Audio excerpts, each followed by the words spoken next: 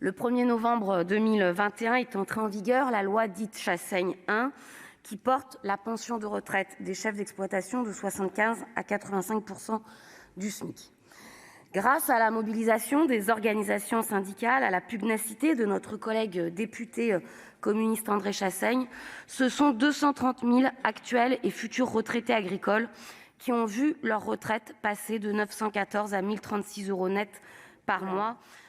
C'est la même logique qui sous-tend ce matin l'inscription de cette proposition de loi dans notre niche.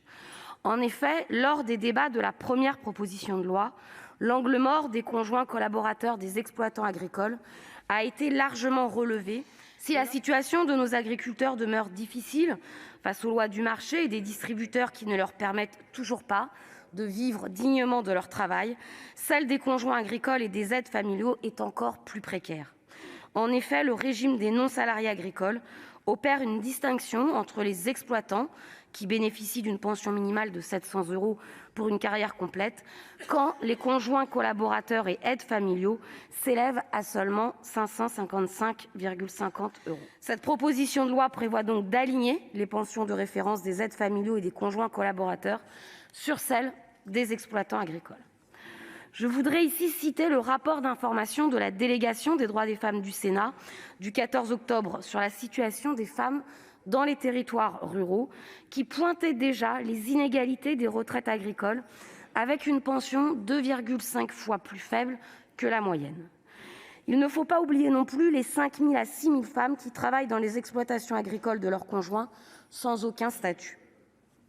Nous regrettons que les députés de La République En Marche aient supprimé du texte la création d'une taxe de 0,1 % sur les transactions financières pour financer les pensions de retraite agricoles et supprimé l'alignement des règles de cumul et de majoration des pensions.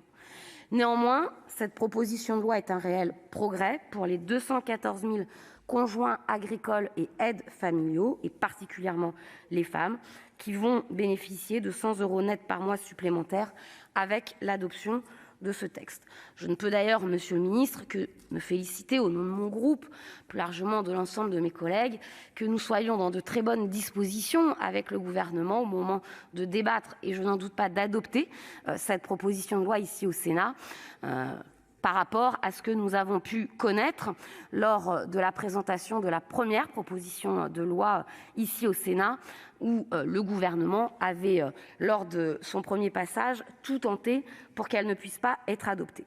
Pour l'ensemble de ces raisons, j'invite donc l'ensemble des groupes du Sénat, au-delà de nos sensibilités politiques, à soutenir cette proposition qui va dans le sens de la justice sociale et d'une reconnaissance du monde agricole dans son ensemble. Je vous remercie.